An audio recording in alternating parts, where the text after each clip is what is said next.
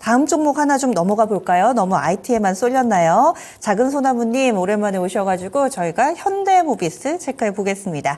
현대모비스 오늘 다른 현대차 그룹주 대비 많이 올랐죠? 궁금하더라고요.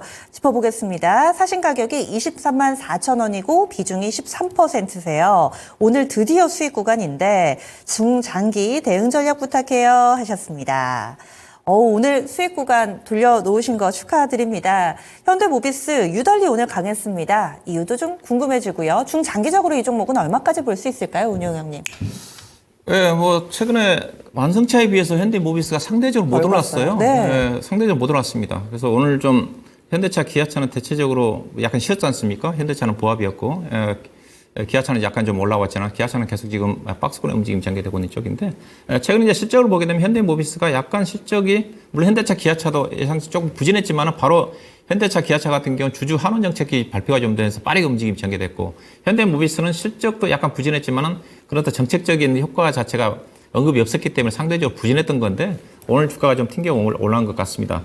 일단 현대모비스 자체도 지금 PBR로 따지면 0.5배 아래 되는 수준이고, ROE 지표 자체가 9% 정도 되는 수준이기 때문에 주가 자체는 쌉니다. 또 PER 기준에 가지고 6배 되는 수준이고, 현대차, 기아차가 좀 많이 올라와서 밸류 자체가 현대모비스가 거의 비슷하지만은, 완성차하고 부품업종을 본다 한다면 부품업종이 좀 높은 프리미엄을 받아야 됩니다. 근데 현재는 현대차를 기준으로 본다면 현대모비스하고 현대차 밸류 자체가 똑같아요. 왜냐하면 완성차 같은 경우는 계속적으로 신차를 개발한다든가 그렇죠.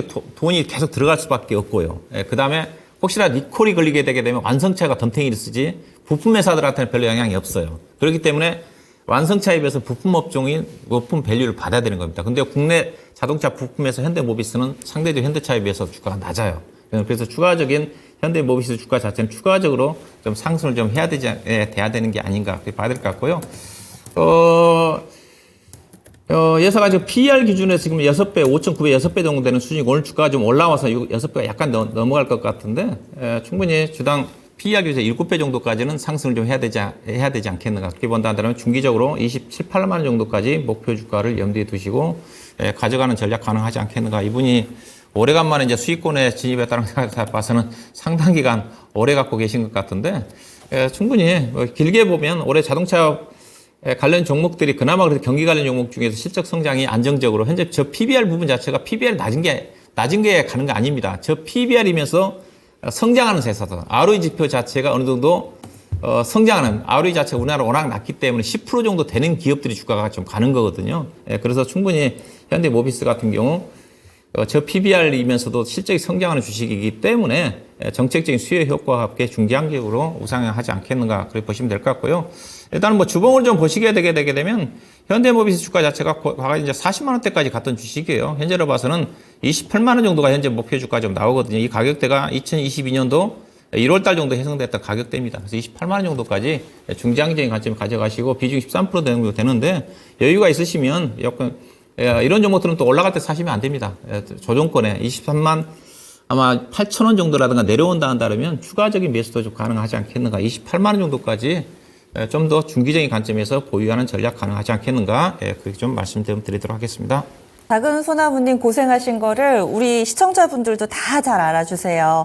아유, 이걸 참고 오셨네요 하시면서 게시판에도 글을 올려주고 계시는데 그 고생의 시간들이 이제 수익으로 하나둘씩 보답받을 차례입니다. 목표 주가는 27만 원, 28만 원 정도 설정을 해드렸고요. 그리고 중장기적으로 본다면 추가 매수도 충분히 가능하다. 다만 따라가지 마시고 23만 원대 정도는 또 추가 매수 가능하다. 이렇게 해서 의견 드렸으니까 현재 자금 상황에 따라서 이 가격 전략 한번 참고해 보시기 바라겠습니다. 그리고 조금 전에 운영님 말씀해 주실 때 뭐 리콜이라든지 이런 쪽에 영향을 덜 받아서 자동차 부품 섹터는 원래 밸류를 더 줘야 되는데 이렇게 말씀을 하셨잖아요. 네. 근데 자동차 부품 섹터가 영업이익률이 낮아서 국내에선 완성차보다 조금 밸류에이션을 디스카운트 받지 않나요?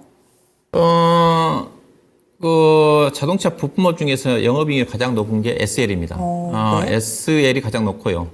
이제 부품 종목 따진다 한다면 앞서 이제 현대모비스가 9%밖에 안 된다고 그랬거든요. 중요한 자체가 영업이익률이에요. 근데 앞서게 있는데 현대모비스가 과거에 잘 나갈 때 주가 고점 때 영업이익률이 12%가 갔습니다. 근데 지금 영업이익이라면 현대모비스가 아마 6% 정도 언저리밖에 안 될 거예요. 제가 알기로는. 예, 많이 떨어졌어요. 그러니까 현대차 그룹이면서도 현대차 그룹이 현대모비스한테 이익을 많이 안 줍니다.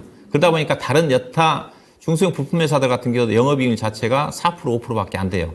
그나마 조금 높은 쪽이 SA라는 회사가 정도 좀 되고 대체적으로 딱 5% 6% 정도 좀 맞춰져 있어요. 그래서 이제 그런 부분이 할인을 받는 그런 부분도 있지만 제가 앞서 얘기했다시피 현대차와 비교를 해보면 비교를 해보면 상대적으로 현대모비스 주가 자체가 같은 PER을 나간다면 완성차보다는 현대모비스가 높게 좀 평가를 좀 받아야 되는 게 아닌가 그렇게 좀 말씀을 드린 겁니다. 네, 알겠습니다. 이렇게 또 추가 질문에 대한 궁금증까지 말끔하게 해설을 해주셨어요. 현대모비스 오랜만에 봤고요. 그리고 지금 수익 구간 축하드립니다. 앞으로 더 큰 수익 저도 함께 기대해 볼게요.